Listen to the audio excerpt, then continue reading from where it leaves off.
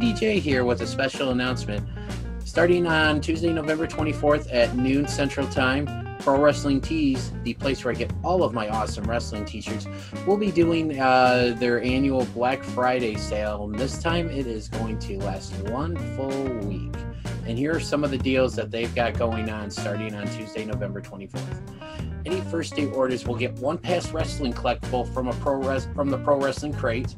If you spend over $100, you get a free autographed 8x10. If you spend over $150, you get free domestic United States shipping. You get 40% off all barbershop window merch, 35% off all Pro Wrestling Tees logo merchandise.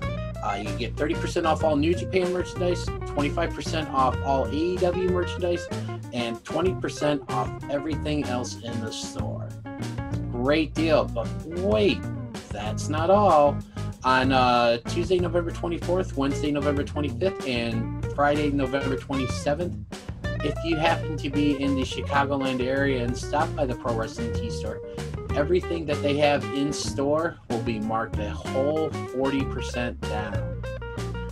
Again, 40% down. So guys, girls, all wrestling fans, it's a great time to get started on your early Christmas shopping and help support a great local business. Go see Ryan and the guys at Pro Wrestling Tees, and they will be sure to hook you up with some great deals. This is P.L. Myers, a shot to the top, pro wrestling's manager extraordinaire. This is Steve Michaels, the master of the Chicago Bear Hug. This is Tim Storm, former NWA World's Heavyweight Champion. What's up, guys? This is Mr. 3%, John Hudson. This is Rockstar Johnny Nye, and you're listening to What Do You Say with DDJ. And for those of you who don't tune in, be gone.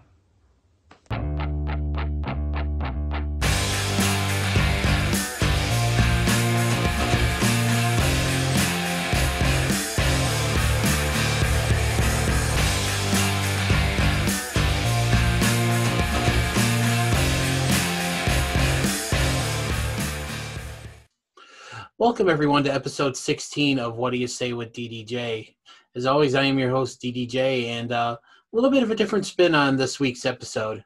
Instead of getting a wrestler, promoter, I went a little bit differently. This week's guest is going to be the right-hand man of Ryan Barkin, who runs the Pro Wrestling Tees empire. That would be Mr. Frank Spahic. He's basically Ryan's right-hand guy. He's a really cool dude, and I hope everyone enjoys this episode. So make sure you grab your favorite cold beverage, grab a snack, kick back and relax, and enjoy episode 16 of What Do You Say with DDJ and my guest, Frank Spahic.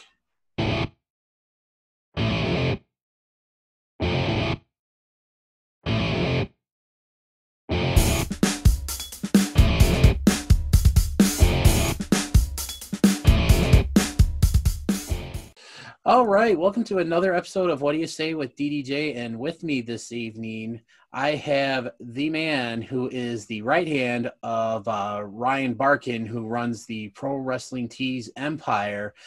He is known as the Barracuda Mailbox Bomber, Frank Spahic. Frank, how you doing tonight? Good. How are you, bud?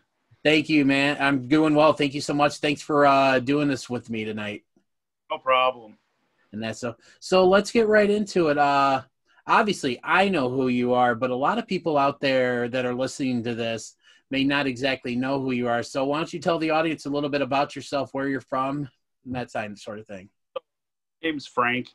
I basically run PWT, 1 Hour Tees, and basically any other, store or basically below the collar, anything under the Creative Ventures umbrella. I'm from Long Grove, Illinois. I live in Des Plaines now. Married with 3 cats. Not to the cats, but I have 3 cats. Basically, my job here is to make sure everything runs smoothly. Every order basically comes through my hands and is ordered from me, and I go out on the floor, make sure, everybody's doing what they're supposed to do. You know, it's pretty hectic, but it's fun, and I like doing it. Yeah, that's one of the things. Obviously, a lot of you that are listening to this know. I literally almost like can call this place like a second home and stuff, as much as I'm there and as much as I order and stuff. So, and I mean, a lot of what he says, I've seen a lot of what Frank does, and yeah, he's a hard worker. So I am.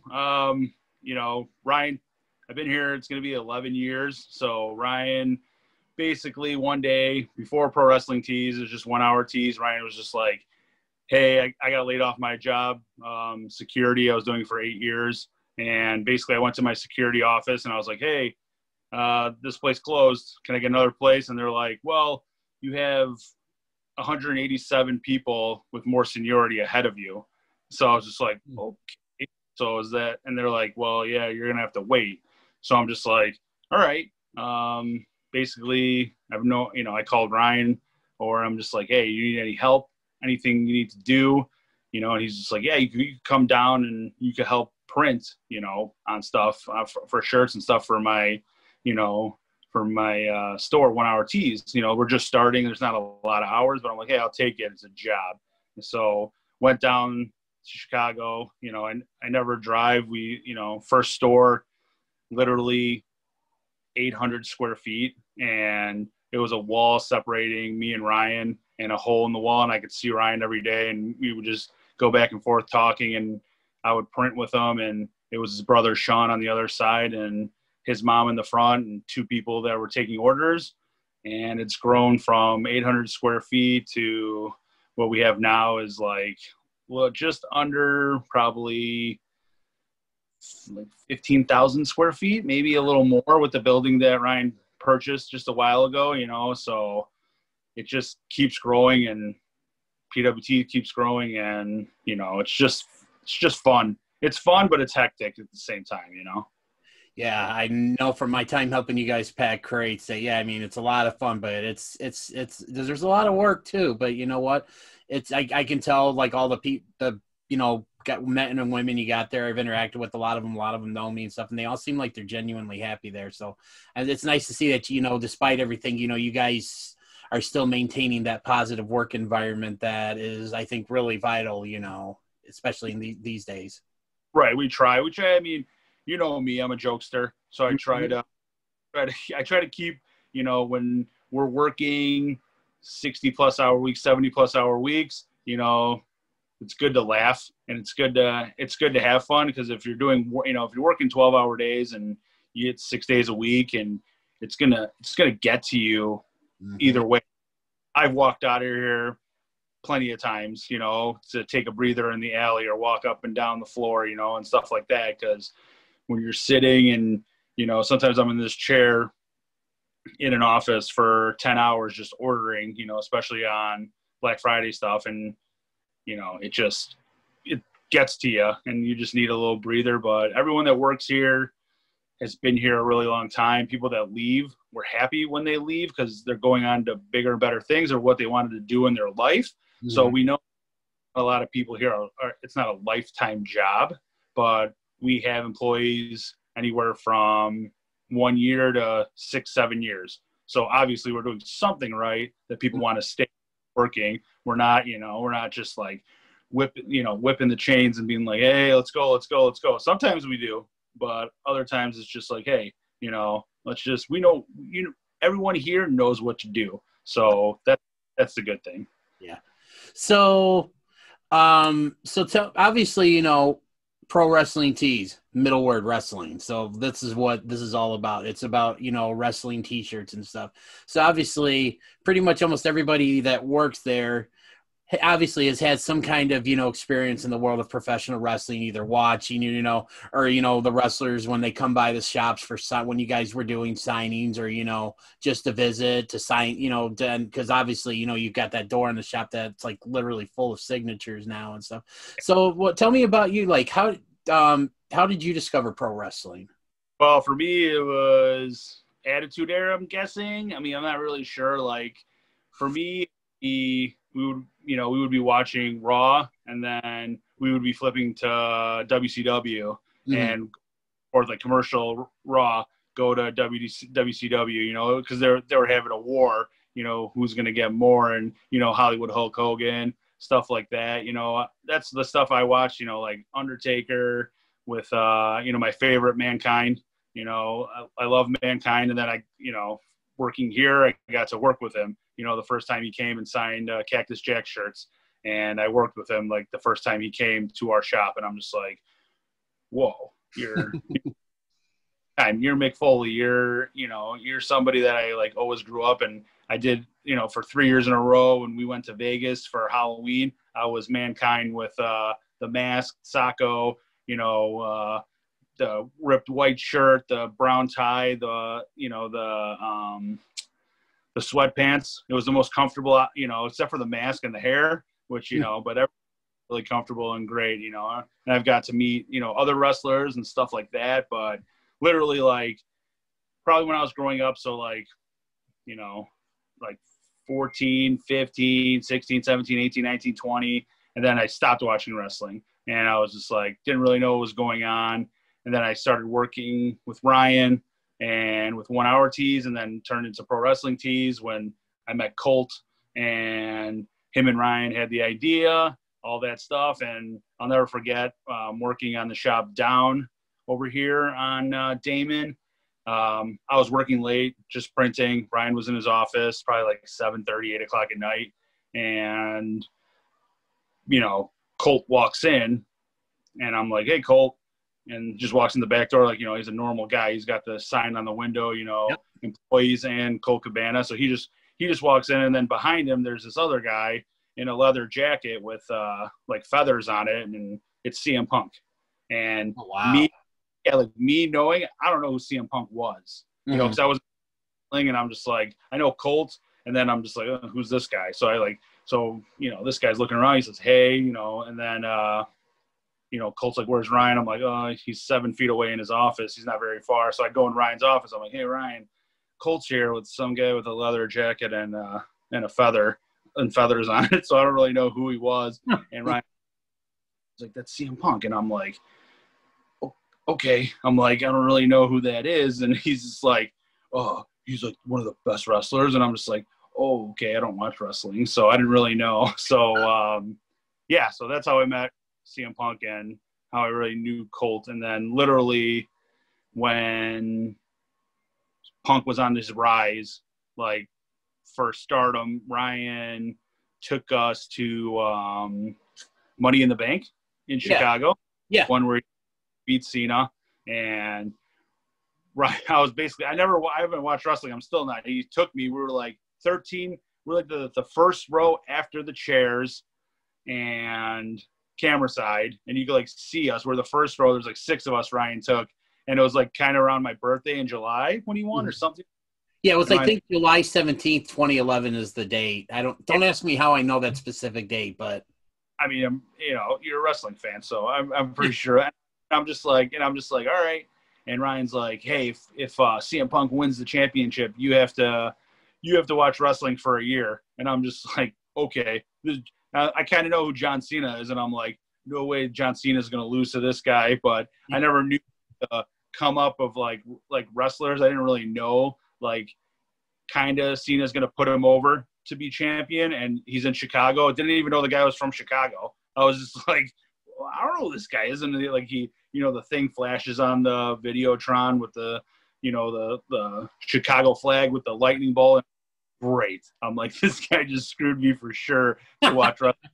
And I'm just like, and literally it was probably, I mean, for all the live shows I've been to and all the Royal Rumbles and all the stuff that Ryan's taken us to, like all our friends, like it was literally probably one of the like best matches I've ever seen in my life. And it was exciting, like when he won, and I was just like, holy shit. I'm like, this is pretty cool. I'm like, I guess I have to watch wrestling for another year. And I watched it probably for a couple more years after that. And then I haven't really watched wrestling since. I catch AEW stuff and stuff like that, but WWE, like anything with that, I really don't watch it. And then I know a lot of guys here watch like NXT and all the other stuff, and they're just like telling me stuff, and I'm just like, I have no idea who that is, but for them, I'm guessing, you know, and I'm just like, but I know some stuff about wrestling, but you know. So does it feel weird, like, you know, that you work for at a place where you're basically known for being like a t-shirt company, you know, where you make t-shirts for wrestlers and stuff like that, but you're not like what would be considered like a diehard fan? Does that seem weird at all, or? No, I think like a lot of people would, I don't want to say kill, but a lot of people would really like to be in the position where I am. Mm-hmm. You know, me being one of them. Yeah, I'm not a starstruck kind of guy. I mean, like, if I'm sitting here one day and Ryan walks in and Stone Cold Steve Austin's behind him, I would probably be like, whoa, you know, because that's one of my idols, you know, and right. I'm just like, wrestling and watching it. I'm just like, you know, but I've met through Ryan and, you know, top wrestlers, and, you know, it was really weird with All In and meeting like Cody and meeting like the Bucks and meeting, because I wasn't a fan. I really didn't know, you know, I knew about them obviously from the shirts and from selling and from everything, you know, but I didn't really know anything about them. And, you know, just like meeting them and not being a huge fan of it, and just meeting them as the people that, you know, they are, it was, right. You know,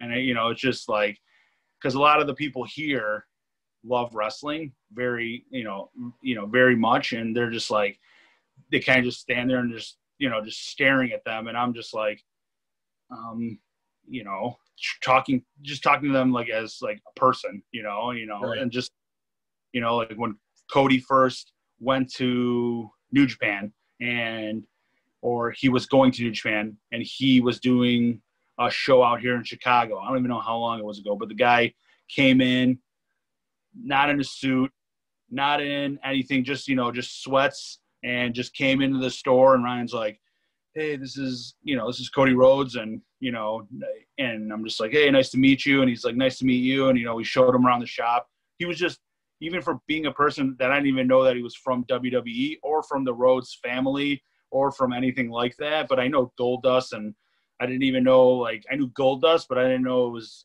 you know, he was a Rhodes. Didn't even know that. And I'm just like, I don't know who this guy is. And I'm just like, he's just another wrestler from wherever the hell he came from, and he's here and he's just visiting. And he was in awe of like what we did, you know. No, now you see Cody and you see him, he's like a suit, you know, tie, and, you know, he's for the brand and all that stuff. I mean, I saw him just gym clothes, and he was just walking around the shop, and he was just like, we had, you know, it was probably after a sale, we just had tables full of orders, and he's just like, what is all this? And we're just like, yeah, these are like orders from people. And I'm pretty sure it's right when he was coming into New Japan or really close to it. And the guy was literally, I'm like, hey, here's an order from Jim Bob.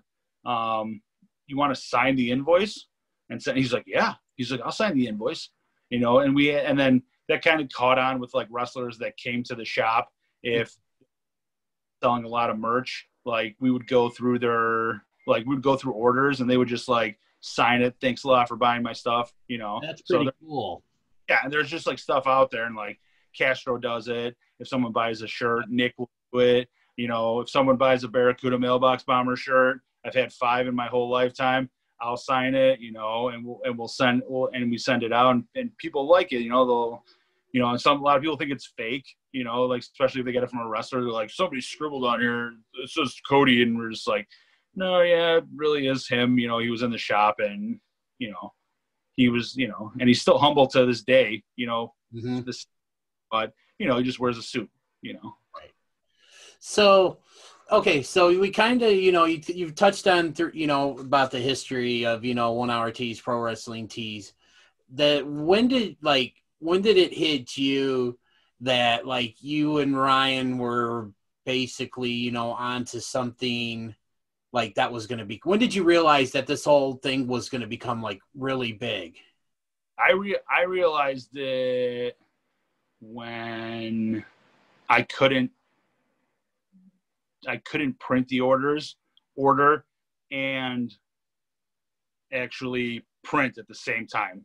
So I was doing when we just started it and we got New Japan and that was going Bullet Club, all that stuff. It was basically like the influx of orders that I would have to order and then jump onto my two machines and print the orders that were previous. I just couldn't do it. I didn't have enough time in the day. So I knew when I was replaced on the floor for printing that Ryan came up with something really good. You know, him and Colt, Colt helped out a huge amount and he still does. And I'm just like, Ryan's a smart dude. He's had, trust me, I've known Ryan for a long time. I've known him since we were probably 14 years old, so I've known him for a very long time. He's had a lot of ideas and throughout his whole life, throwing parties, making money, stuff like that. I mean, the guy's a smart guy, has he had failures? Yeah, but no one's really going to know.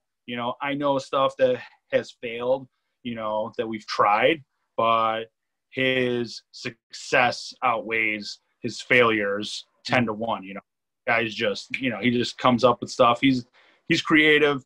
He's probably one of the most creative guys I've ever met. And the creativity with the team that he has around him, it's not going to stop until the day he's just like, you know what, I'm kind of done with the creative side, but he has a team behind him, Stank, Michael, Julio, Vinny, everybody that, his artists, people like that, so he knows what he's doing. And if ever he wanted to stop and have somebody else take over, be a big pair of shoes to fill, and I don't want to fill those shoes because my feet are bigger than Ryan's.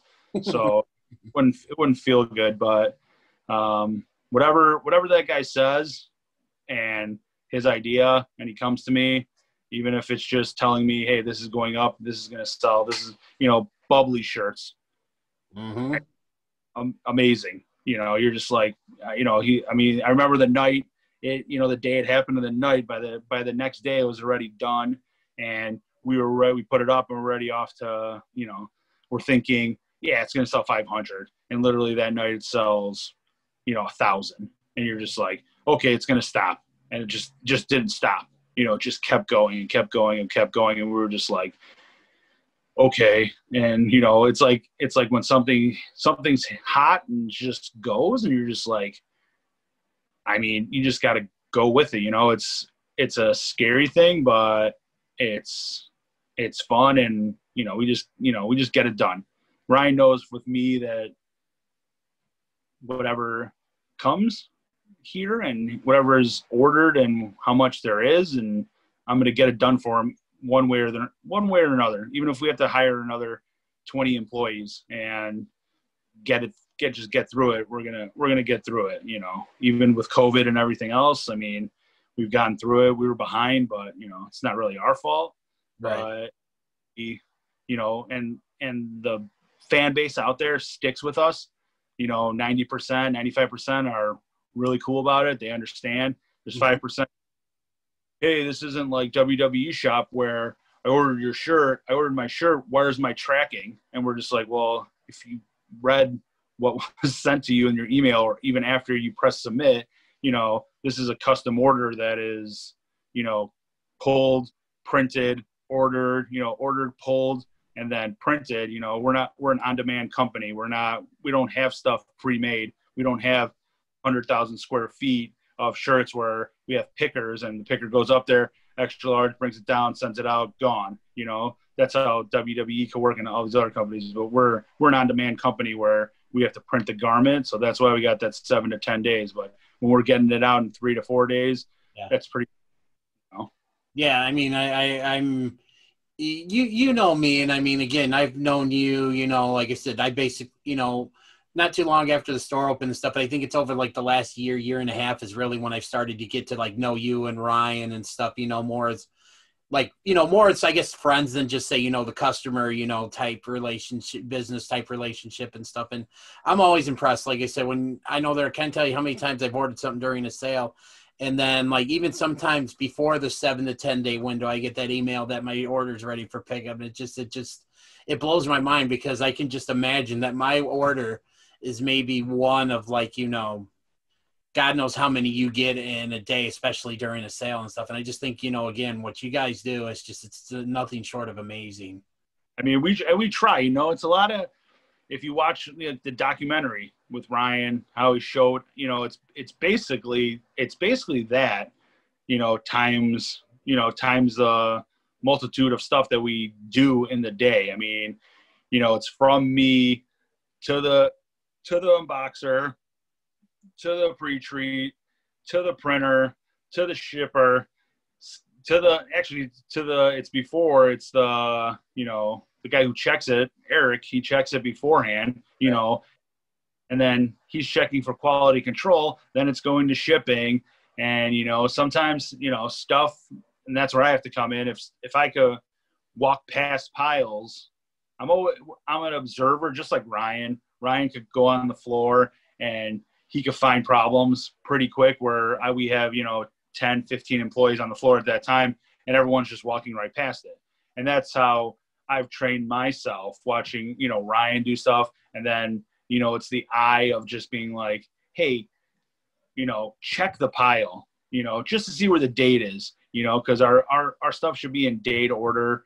And so it's rotated. So I'm not shipping the 17th, just say, and I'm walking over and I see piles of 15, then I have a problem. You know what I mean? Because people are going to be like, well, this guy ordered on the 15th and this one is still the 17th. And you're just like, yeah, I understand. So that's like a thing I try to teach people. I'm like, hey, keep that keen eye out, and by looking at stuff and just being like, yeah, I think that's wrong. It's better to speak up, as I tell everybody on the floor, than to just walk past a problem that's just going to keep going. It's not going to stop, Trust me, I've gone out there on that floor and I've yelled and I've cursed and I've put people to the wall, and I'm just like, listen, because if I'm coming out there, we have a problem. One, if Ryan's going to come out there, now you have a problem I have a problem because Ryan's out there and I'm not doing my job correctly. And now you have even a worse problem because Ryan's on the floor.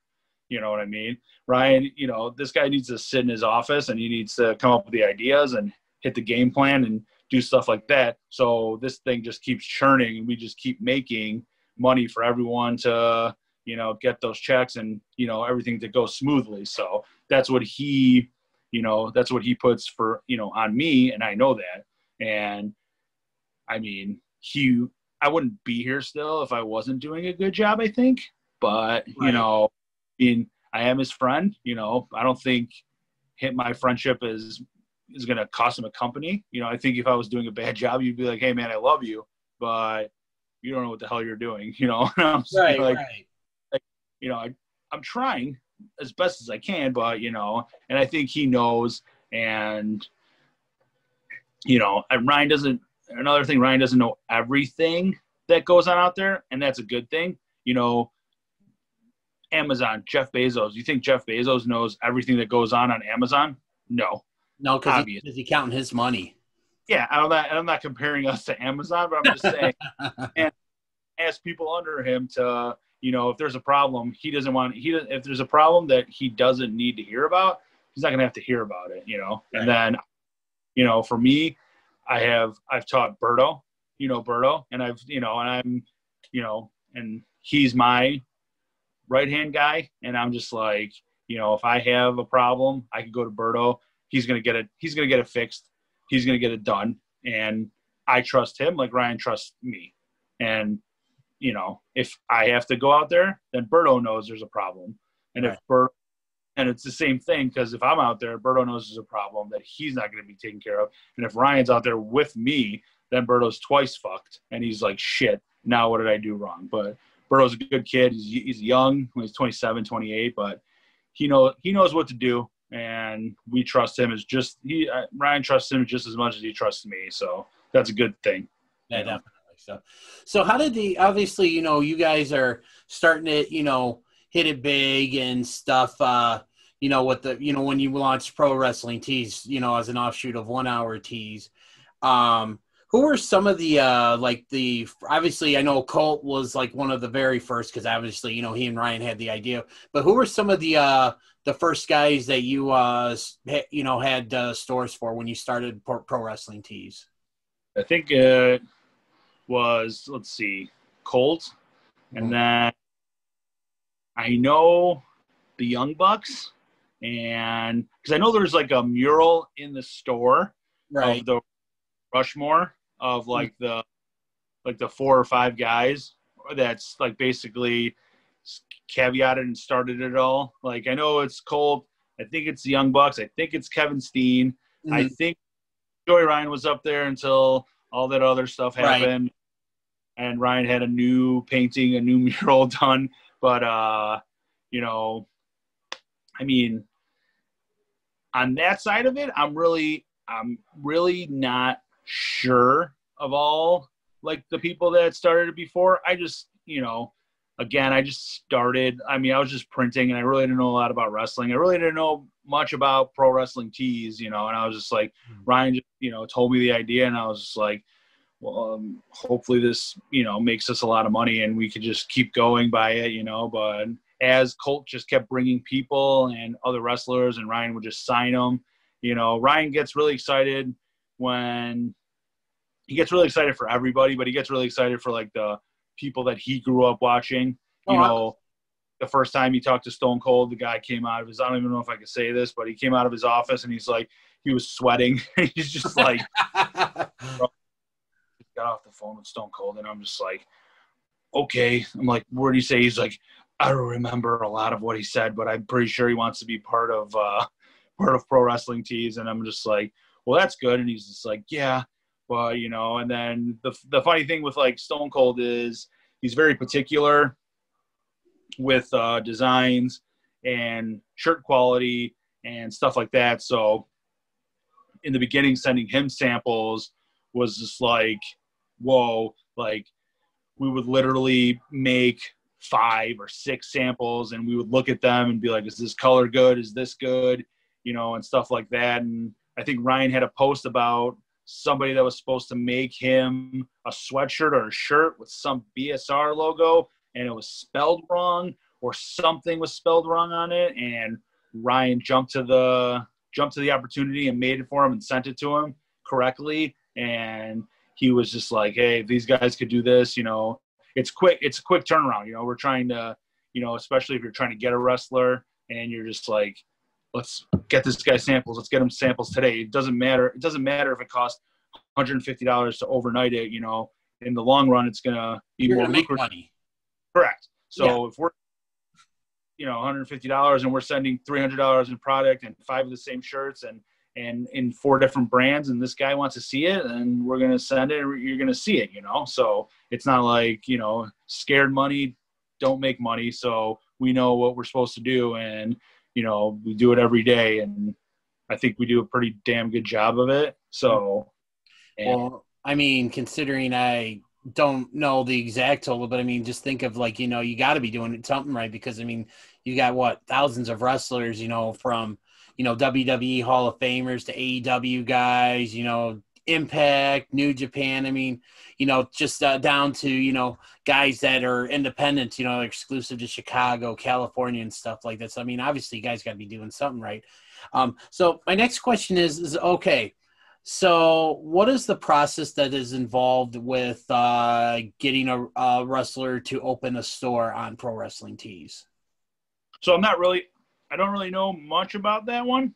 Mm-hmm. But before, it was like, to get a store was like followers for your, like, for Instagram, Facebook, or, you know, whatever social media was supposed to be over a certain amount of like 1,000 or 10,000. I don't know what the craziness was. Right. I just remember Ryan telling me this. I really never knew about it. I asked, and I know, you know, scarcely of like, what is it about and stuff like that. But it's like, I know now we pulled the social media following stuff and stuff like that. And I think it's like, if you want, it's like I think it's no quotes or anything, but I'm thinking I think it's like $75, and we'll set up the store for you, and you're sending us your artwork, and we're putting that artwork up, and we're making sure that artwork is print ready and that. But anything but that, I really don't know all the other stuff that goes on with it. I mean, but I know some, and I know that was how it was with the followers and stuff. And after that, Ryan was like, I'm just going to take it off, and we'll just let it, because a lot of people would be like, I don't have 10,000 followers. I don't have this amount of followers. And Ryan's like, well, I can't do anything. And then Ryan one day was probably just like, hey, if a person comes on, they pay $75, you can't just pay $75 and think your stuff's going to sell. You have to sell yourself. We're the third party, right? We're the printer, we're the shipper. We don't sit here and we're just like, hey, this guy, buy his shirts. If you're not a lead salesman. Yeah. If you're a lead person on the website, when you go to Pro Wrestling Tees, you see the top sellers. I mean, even the big Val Boski that works here, she put up a shirt with Freelance. She was a top seller, for a week at selling like 200 shirts. That's pretty, you're just like, holy shit, you're a top seller. And she's probably going to be like, I can't believe you're talking about me. And I was just like, I told her, I'm like, if you sell even 10 shirts, I'm going to put you in the store on the top where, like people that work here, like there's a Barracuda, there's Castro shirt, there's Nick's shirt, there's the Ryan head shirt, there's the Hey Ryan shirt. I told her, you could take my spot up there and you could have it and no problem. So when the sale does come on the 24th at noon, everything in the store is 40% off. Ryan and Castro did a thing for it today on Pro Wrestling Tees Instagram. Everything in the store is 40% off. Brawlers, pins, shirts, hats, stickers, beanies, whatever's hanging, it's 40% off. Take advantage of it, because we're flipping the store, and we're gonna, come 2021, we're gonna redo the store and with new merch and all the other stuff, and just hopefully all this stuff goes away and we can open it up and everything will be fine. Yeah. So I'm hoping, schedule allowing, I'm hoping to make it out at least one of those days that you guys are doing that in-store sale. Because I mean, why not? If I can come get some stuff at a pretty decent price, why not? Yeah, I mean, it's pretty. And then the 20. I mean, I'm hoping the 25% off where it goes, because I mean, if what I heard Castro say, 25% off with 40, it's 65% off. So if you're hitting that, that's pretty good. There's some gems on there, because a lot of times when we can't put stuff out, like a lot of sweatshirts and stuff like that, we don't like giving those for not botch, but for grab bag. We like to give shirts, because shirts are our main thing. So a lot of sweatshirts are on there. So like a lot find sweatshirts on there that their size. Some are fucking $49.95. 60% off. I don't know the math, but it's pretty damn good. Yeah, I know. It was not too long ago. It was one of the last sales that you did. I think it was it may have been the customer appreciation sale. I think I came by to pick up something, and Andrew was working, the store at the time, and we were talking. I think I was waiting on something or whatever, and I just started my diet, and he was telling me like, oh yeah, we got this really nice, one of the Owen Hart, zip up hoodies and stuff that you guys were selling was like, on your your 25% off rack. And I mean, about long story short, that hoodie I think was normally like $50, $60. I think I got for just under 40 or something like that. And I tell you what, I wear that thing almost every day now. I'm telling you, man, there's gems on that 25% off. And if it's going to be 40% on top of it, if people are smart, they take advantage of that puppy, and then a lot of, the Chicago merch and stuff like that, that's going to be up there. So, we're going to do a whole turnover for 2021, and, Ryan's got plans for everything. So, it takes a lot of man hours to restock that store. It ain't easy. We did it. We did it with what was it, all in when we sold, what was it, $500,000 out of the store and out of the store and on site, you know. I mean, it's just amazing, you know, like that, you know, we knew it was coming, and literally we were so prepared, and we were still, I mean, it was just 3 days of 4, it was 3-4 days of just, I really don't remember a lot of it, and it was awesome, and at the same time, that most hectic time I've ever had, even more than our last Black Friday sale where we sold, you know, 30K items. I mean, I was just like, because it was, I didn't have a chance to be here ordering, so basically I was just like, well, that's, you know, back burner stuff, and we're just gonna have to, you know, just hit it next on the following Monday, you know. And it was, you know, it was crazy. I mean, meeting all the people, and, you know, and that's another thing. Wrestling fans are awesome. Like a lot of people, like, you know, like you know, you stand out in those lines, and you stand and wait for these guys and for autograph sessions and stuff like that. And you know, and we didn't know what we had, but when Ryan looked on the cameras at 11 o'clock at night, and he saw people already lining up for the store that's going to be open at 10. I remember hearing about that. You know, it's just unbelievable. And Ryan, you know, good nature, you know, he knows these people are going to spend money, and they're there for his product and the product that he's selling. You know, the guy's like, I'm going to send these guys pizza. I'm going to send these guys breakfast in the morning. I'm going to send these guys, you know, stuff, so, you know, they're not starving out there. I mean, you think Jordan brand logo when you're waiting outside for Nike, there's Nike sending people out there with pizza and food and stuff.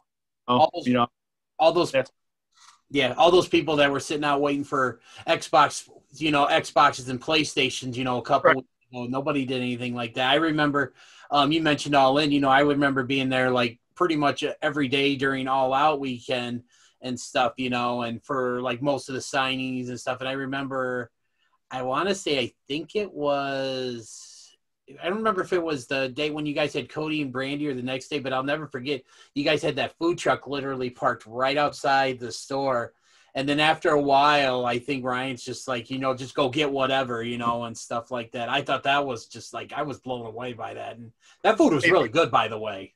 Funny thing with the food trucks is like, hey, we're like, we want to give these guys, you know, if, you know, they're standing outside all day long, or, you know, people that are leaving after standing there for 3 hours, 4 hours, they want to eat so they don't have to go, you know, and we have a minimum we're supposed to meet. And if the guy's leaving at 5 o'clock, we don't have that minimum, Ryan just puts down his card and says, go ahead, just buy whatever, you know. If it's like 2 o'clock, he's just like, you know what, I'll just pay for the rest. So that's another thing that nobody knows. Like, Ryan's just like, hey, you know, I know I'm making money, and I know these guys have been standing outside for a whole bunch of time. You know, if you want a free hot dog, or if you know, it was a hot dog truck, or it was Cheesy's, or it was something like that, you know, Ryan, he knows, you know, I'm telling you, man, I've known him a long time. He's a great guy. He takes care of his people, and he takes care of the pro wrestling tees, you know, community. And, you know, if he didn't, he wouldn't be where he is. And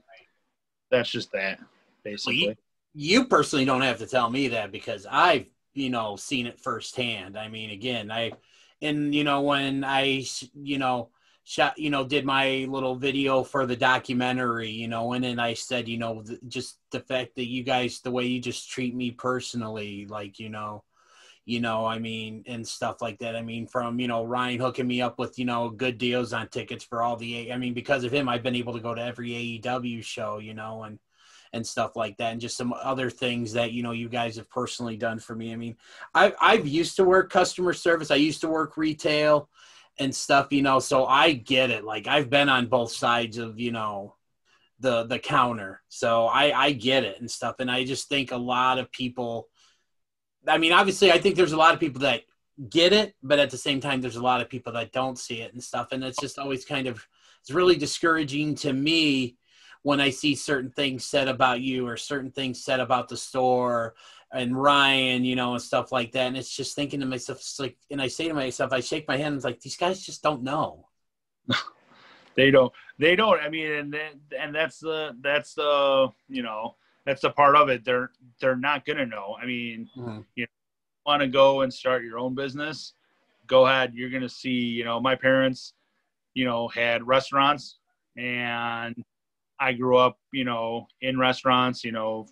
Food service is one of the worst industries ever. Because all right, like customer's always right, and it's just like, okay, your pizza was cold, your sandwich was cold, and it's just like, don't worry, we'll get you another one. I mean, you just can't be like, like just like with micro brawlers, like it's just insane, and you're just like, where's, I didn't get a chance. I was in the shower. I was going to the bathroom. I was at work. Listen, we can't sit here and call everybody and be like, are you ready? Because we're about to go. It's Funko has a time slot. They drop. Jordans drop. PS5s drop at 2:30 in the morning on Target.com. Was everybody up at 2:30 in the morning to get them? No, but that's the way they want to do it. That's the way they want to do it. Nobody has anything. They could tell you a specific time when it drops. Yeah, okay, great. If it's a minute early, let it be. If it's a minute later, it's not our fault. If you're in the shower, sorry that you smell. It's not on us. We just try to give a good product, and we try to do as best as we can with that product. So and if they don't like it, then they complain a lot. And now you see with Iron Sheik, I personally love messing with the guys in the group, and I saw it earlier today, and I loved it. You know me, I'm just, I'm one of the guys. I'm just, nothing is, for me, whatever they say is not gonna make me upset. Ryan just doesn't. Ryan's not upset. He just doesn't want to hear it, and he doesn't have to sit and hear them complain that it wasn't dropped at 11 o'clock on Tuesday like Ryan said it was. Hey, man, his product, his business, he can do what he wants. If he changes his mind, he changes his mind. So the guy changed his mind again. So it's, you're just going to have to wait. And I told him personally, he's like, we're just sitting there. We're just, going back and forth. And I'm just like, you drop it at 3:30 in the morning. All you got to do is press enter and, and make that SKU live. And then just, who's going to be mad? It's not, it's going to sell out. If the people talking about the 4-pack, why is it $150? Oh, yeah. Why $50? Listen, man, there's other people that are involved in some of these products, and everyone just thinks it's Ryan and he's greedy. Mm-hmm. Only, as you say, only if you knew. Yeah. You know what I mean? Only if you knew. Hold on, let me see. I got right here. I got mine. Nice, yeah. I show mine, but mine's behind my display case. I have the empty box though. Yeah, I got mine because I let mine breathe. I'm not one of those ones that got. I mean, I got lucky that I was able to get this and stuff, and it's just the one thing that really really struck me with this, the 4-pack as well as the angle one. It's just, and this is really what upset me and stuff. And that was just, it's like a lot of these people are buying, to turn around and sell at a profit. And that just really irks me. And to me, that takes a lot of fun out of collecting and stuff. So that's why, like, I was lucky enough to get the 4-pack, and then, I'm not going to go into details about who, cause I've been sworn to secrecy. Right. But, I was able to get, an angle brawler at, retail and stuff. And again, that person knew, and if he's listening, thank you, and stuff. But that person knew I wasn't buying this to turn around 2 minutes later and put it up on eBay for $200. Right. I mean, you might not be able to see it, but he's back there opening up. He's sitting on the top row. I think he's sitting next to he is sitting next to between Arn Anderson and Road Warrior Animals. So it's kind of hard to see, but he's back there. Like I can see him because I think he's right there because his hands are in the air. Yep. With the gold medal. And yeah, I can see him. But yeah, for we never knew Micro Brawlers was going to do what it did. Right. We didn't know what it was going to be. We're glad it is what it is today. But we, people, and then we kind of, people don't understand, from China and the product and how we have to buy and the amount we have to buy. And, we're stuck with that stuff like that, and then if we want to change the packaging, let it be. I collected micro brawlers in the beginning. I could have 10 of each micro brawler if I want. It's I know where they are and I know where they're going, but I'd rather have the people that want to collect. I love memorabilia. My whole office is just full of memorabilia. And you've told me stories and, about some of the stuff you have that you don't have in your office and that. So I know you and I have talked a lot of times. I have $100,000 worth of memorabilia. And I've been collecting for a good eight years. And I understand the memorabilia game. I understand if you want something bad enough, you're gonna get it. Mm-hmm. And if you something bad enough, then don't buy it. I mean, it's supply and demand. There's not a lot of Michael Jordan jerseys out there. There's 123 in the world that are signed by him, and I have 2 of them. For a specific set that he signed. I paid. Yeah, I paid. Right. Money, but I wanted it. Just like a micro brawler. What's his name? Chris Hero. Yeah. I mean, how much I wish, Dennis, that I saved 15 Chris Heroes? I could buy a new car. That's how it was. We didn't know. If we knew, we would save 500 of them and be like, okay, now let's go sell them on eBay, for $300 a piece, and someone's gonna buy them, So that's why it's just like, okay, if you don't get it the first time, hey, if you want it so bad, you're gonna have to get it on the secondary market. That's what happens with collecting. You can't get everything. You can't get everything for cost. Sometimes there's good people out there, and sometimes there's greedy people out there, but we can't stop the greedy people. All we could do is basically, when we sell out, we go through it. You bought 2, you're only allowed 1. We go through every invoice and we throw that invoice out and we refund the person. It happened a couple times with the Angle, happened with the 4-pack. Yep. We're giving the opportunity to people to do it again and get it again. So a lot of people don't, it's not fun going through 150 pieces of paper and seeing who, did what and who bought what and if they bought a second one and stuff like that. So, we have computers, we cross-check everything, if someone's still using the same address but their wife's name, it's not going to get past us, And then a lot of people, even if it's sent out and they get 2 and we're like, hey, you got 2, and they're just like, yeah, well, my wife went, or, hey, you're only allowed to get 1 per household per name, and they're just like, hey, no problem. Here it is back. Don't worry about it. There's good people out there. There's people here, but. So one of the things, and I don't know if this is something that you can kind of shed any light on and stuff, is that as you mentioned, like the first Chris Hero brawler, I think it was kind of that, and then there was the things with, I think it was like Ricky Steamboat, the British Bulldog, and then the issues with like Billy Gunn and X-Pac. Can you elaborate like what exactly happened, like that, like all of a sudden made these figures so like sought after and coveted, where like they had to literally be pulled? I mean, I really like for Hero. I mean, Hero is one of our. I mean, if I'm not mistaken, he was a crate brawler. Was he not? Yes, I think he was a crate brawler. I'm trying to remember if the first. I know the new one that just came out was, but I'm pretty sure the first one was a crate brawler as well. I don't think it was, because when micro brawlers came along, it was for crate, because we weren't selling individual brawlers yet. Like, we weren't making runs of 200. Right. And it was crate items. So I know he was a crate, and basically when you bought the crate, you got him. And then after you would,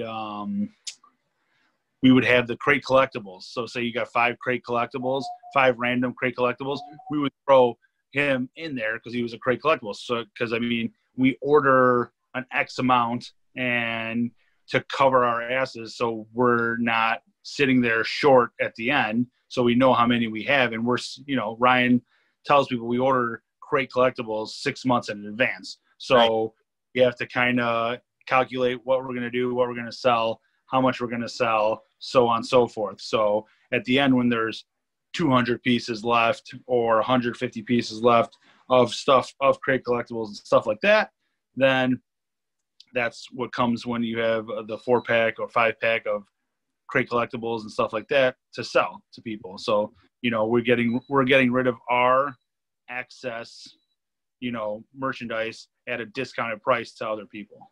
Right. And that's, I mean, if somebody was like, hey, I want 10, you know, I want 10 pieces, you know, you probably got, you know, at one point he could have got 10 Chris Hero Micro Brawlers, you know, from the crate thing. Cause then when it happened, we started selling the 200 packs of, when we started getting 200 of Micro Brawlers each one, and we were selling those individually. Those weren't crate ones. Cause when people would buy, and then if we had excess of those that weren't selling, we would do, Micro Brawler, mystery Micro Brawlers, you know, and we would sell, you know, 4-packs, and people would get 4 different Micro Brawlers, but not from the crate side. They would get it from the actual collecting side. But then right when Micro Brawlers went hot and Ryan did the 40% off sale for a 50% off just to get rid of all stock, I mean, shit, we sold so many. It was insane. It was crazy. Yeah. So a couple more questions here, and then we'll wrap it up. One of the things I wanted to ask you, and I think you kind of touched on, like, kind of towards the beginning of the interview, is, you know, and you've mentioned it with Ryan, you know, with when CM Punk came in the store for the first time with Colt Cabana. What is it like for, like, you to see, like, and I'll use Mick Foley as an example. Like, what is it like for you to essentially work alongside with, you know, with like Mick Foley, who is someone that you grew up and, you know, was, you know, I don't want to necessarily say idolized, but he was like someone that you liked and, you know, respected and stuff. So how is that like going from being a fan to kind of like working alongside him? Yeah, like working, like for the first time he came to the store with the first time we sold Cactus Jack shirts for, I don't know if it was his 50th birthday or something like that, but like, you know, I was just sitting there. I wasn't in awe, but I was more like, it brought me back to, you know, like when I used to watch wrestling, and I was just like, dude, this is the guy who came and he fell off the, you know, he fell through the ring onto the thing, or he was thrown off the cage onto the table. And I'm just like, how's this guy alive? And I'm like, and I'm watching him. I think the first time I ever met him was at C2E2, the first year we did Punk. And I was walking around. Punk went to lunch. We were walking around, went to introduce ourselves to the table. And like literally like watching the guy, he couldn't even like stand up from the chair, but it took him, you know, like a minute to gather himself. And just like the brutality that this guy went through, you know, in his career and fighting and stuff. And I'm just like, holy shit, you know, I'm like, you know, like he's, you know, took him a little while to get up. And I mean, ever since then, you know, that was my first Sacco. I bought it off him. I was just like, and he was, you know, hand doing them. And I'm like, can I get a Sacco, please? And he's just like, I'm like, we're with Pro Wrestling Tees. He's like, oh, okay. He's like, how many do you want? I'm just like, oh, just one for me. I'm like, if you could sign it. And his handler was there, and he was just like, oh, it's, you know, $25. And I'm like, yeah, no problem. I'm not here for any freebies or anything like that. I'm going to pay, you know, I want to meet the guy. And watching him in the last, like, you know, 4 years or whatever, like that he's been with us, with like us selling Saccos and us selling, you know, the Cactus Jack shirts and stuff like that. And him coming or and signing, you know, he comes to the store and he signs 800 socks, you know, and you're just like, how does this guy even do it? And he just sits on the table and he's just doing it, and he gets a cramp in his hand. But watching him like even progress, you know, and how he lost a lot of weight and how, you know, he can, you know, his mobility is way better, and, you know, he's still limp. He was thrown off 55,000 ladders in his career, but like, it's just fun, like, you know, meeting him and just like, you know, working with him and just figuring out like, he's just like a guy like me, but he's like a wrestling, you know, Hall of Fame legend. And I'm just like, and I'm just Frank, and I'm just like, you know, I wasn't, you know, like a lot of other people might be like, okay, sir, you know, shaking. And I'm just like, you know, it's great to meet you. And, you know, I had that couple hours to work with him and talk with him and ask him questions. He was probably annoyed by the questions that he's heard hundreds of times, but, you know, if I'm sitting there 4 hours with him, I'm going to ask what I want to ask, or, you know, so see what kind of answers I could get out of them. And there were the stories were pretty cool and stuff that I never knew about. And that's another thing with like when we had signings in the store and these guys would sign prior, you know, if they were in crates or stuff like that. And right. we would sit there with them and just go, you know, they would tell us stories. Rock and Roll Express, two of the coolest guys in my life. And, you know, some of these guys are like, hey, you know, blah, blah, blah. They tell you stories. They just get through their signing.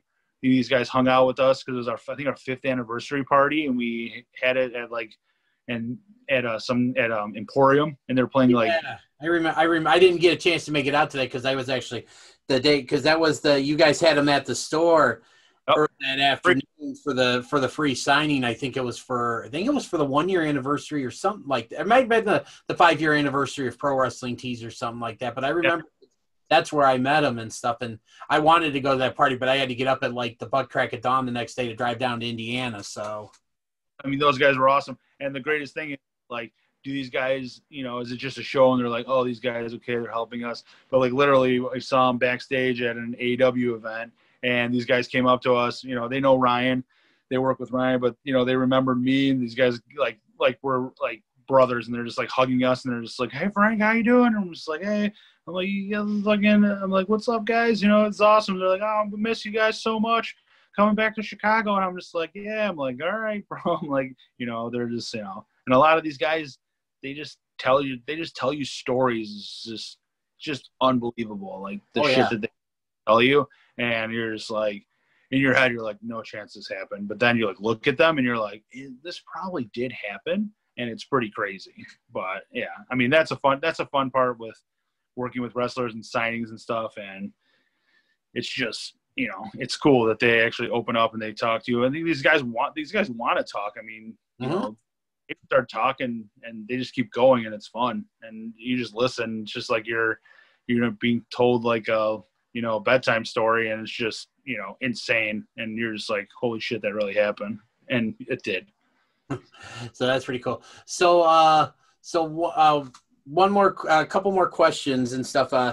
So obviously, you know, everything's been affected by COVID and stuff. But one of the things that I seem to notice, it seems like, and you can tell me if my perception of this is wrong or not, but it seems like you guys are kind of one of the very few businesses that I've seen that like kind of like things kind of actually went up. Like you guys were actually doing more in terms of sales, you know, once COVID hit and stuff. Is that accurate? Yeah. I mean, being an online retailer, you know, we have a store, but most of our stuff is online, you know, and people buy online if they're at home and they have nowhere to go. And wrestling fans, they always buy. And that's, you know, and they always support. And they're always supporting the wrestlers and stuff like that. So, you know, that's a pretty cool thing. You know, we saw, you know, when people got, you know, like there's, you know, stimulus checks, stuff like that, you know, they were buying, you know, they weren't buying wrestling shirts with all their money, but they were still buying, you know, and a lot of people buying, you know, no matter what the situation is. And wrestling fans, as I said, they always support, you know, they support their guys. You know, that's what Pro Wrestling Tees is here for.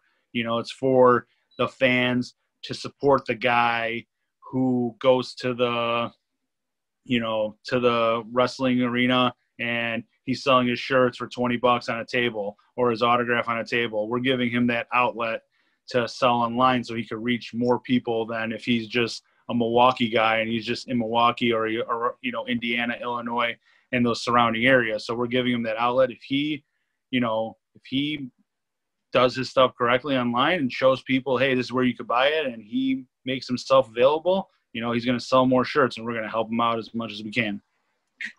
That's awesome. And then my last question is obviously, I think, you know, it was announced, and I don't know if this was before or during when COVID hit, but I know there are plans to expand, you know, your operations into Europe and stuff. Is that something that you can elaborate on? Is that still your details still being worked on that? I think everything's still being worked on that. Ryan, you know, told me very little about it, and I don't know much about it, but I mean, when he posts something and then, you know, it's probably going to come true, and it's probably to alleviate the shipping, you know, the stuff for shipping for, you know, because right now, you know, if you're international, you're waiting anywhere from like, you know, 20 to 35 days for your stuff to come. So if we're getting it out in a fast pace, you're still waiting. You could be waiting a month, you know, and that sucks for like people like for crate. Like some people like are getting their crate from last month now. Right. Now, I'm not talking about the ones that are gonna ship, you know, on the 20th tomorrow. Right. I'm talking about the, you know, of last year or last month they're getting that crate. You know, they're getting October when we're shipping November. You know, you'll get yours in the, you know, probably by Monday or probably Tuesday, Wednesday, something around there. You know, can't wait. Just, you know, and then you know, a lot of people are just like, no spoilers, and you're just like, you know, it's pretty hard for people to hold on for a whole month. But, and those people, you know, they understand. I mean, literally we get crates back, you know, undeliverable, you know, I mean, from all over the world. And we're just like, Jesus, like what are we supposed to do? How are we supposed to, you know, and we ship it back out and hopefully it gets there. You know, if there's internationals, it's pretty insane, dude. And like, if there's a little bit off on the address or something, like in the US, they could kind of like sit there and, you know, figure it out, and they could change stuff. But when it goes in, I mean, it's out of our hands. And I think Ryan's trying to figure out something like that. So if he has something based out there that he could work with, and then, you know, the shipping will be probably cut in half or way more, you know. So the plans are for that. And will they come true? Probably. Ryan's doing it. So, but what I know about it is just the shipping times now. I don't know much about the stuff he's going to put up for there, but if it's Ryan, it'll be pretty good. Oh yeah. I have all the faith in the world. I mean, like I said, you guys have never given me a reason to not believe in you. So I thank you for that. No problem. Hey, 7-Eleven next door. So. Oh, it finally opened? Open. Yeah, it opened today. We got free Slurpees. They have like free stuff for the first week. So, and we told the guy, we're like, dude, you're probably gonna make like $10,000 every month off 1 RTs alone. Just, you know, just walking the, you know, in 50 steps to get there. Yeah, we were waiting a while. We're just like, let's go. And then it opened, and we're just like, dude, it's pretty awesome. Yeah, I remember when I came out to get my 4-pack in the Angle Brawler. I think I didn't realize I knew they were almost like done because it looked like everything was up and stuff. But yeah, that's awesome because I know like the times I've helped you guys pack crates and stuff. I think that's when they first I think you told me that they were open, and it seemed like everybody was excited because it's like now, you know, you want something to drink, you want something quick snack or something, you know, you don't have to call and order, you know, and get someone to Uber it over to you. You know, you just walk right down the street and get it. So that's got to be real huge for you guys. Yeah, I mean, for us, like going in there, it was like a movie. It was like set up for a movie. Everything was so perfectly like everything was stocked perfectly and everything was set up. I'm like, all right. I'm like, give this place a month. Let's see what I'm like, especially with like, you know, like the homeless people that are around there. I mean, they go into Popeyes all the time. I just can't wait till they're going to be just invading the 7-Eleven. And I'm just like, you know, I'm like, you guys look so brand new, but I'm just like, I don't know, dude. I'm like, it's going to be fun for us anyways. So, alrighty then. Well, that's about, I mean, wow. I think you may have I'll let you know for sure once I've had time to look at everything, but I think you may have broken the record for my longest interview. So congratulations. I always do. And every podcast I'm on, I go too long. I'm just like, and I just hope I'm kind of entertaining. And I had fun. Some questions, you know what I mean? But it's fun. It's always fun talking to you in the store, on here. You're doing great with the podcast. Everything. You know, you look great. You've been knocking it out, buddy. You know, it's good that you got you know, into everything. It's a funny thing because people are still working, so they're all as I look to the side, they're all saying bye to me, but they're not saying bye to me, you know, because there's still people working. So it's just like okay, that's why I'm always, you'll see a lot of like this, like me looking to the side, like they want me to like, look at them and be like, okay, I know you're leaving. Thank you. Thank you for your services today, gentlemen. All right. Well, that's all I got for you. I want to take a moment again to thank you for, sitting down with me. I had a lot of fun, and it was really neat to kind of get an idea, obviously maybe not necessarily for me, because again, I've had a chance to see what you guys really do and how everything works there and stuff, but to kind of give my listeners that may not, may have bought from you, but maybe don't fully understand or don't know what exactly all entails and stuff, maybe get a little peek behind the curtain. It's, I guess, a good way of putting it. So, yeah. So Frank, thanks so much, man. And, for this, and, yeah, have a good one, man. For you too, man. Thank you very much. No problem.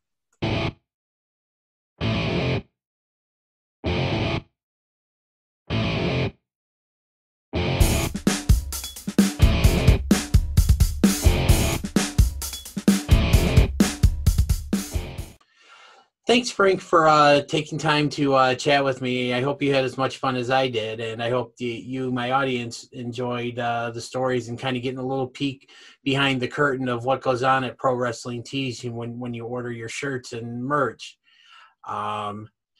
If you haven't already heard, they are running a Black Friday sale. You've heard the commercial at the beginning of the podcast, and details will be going across the screen.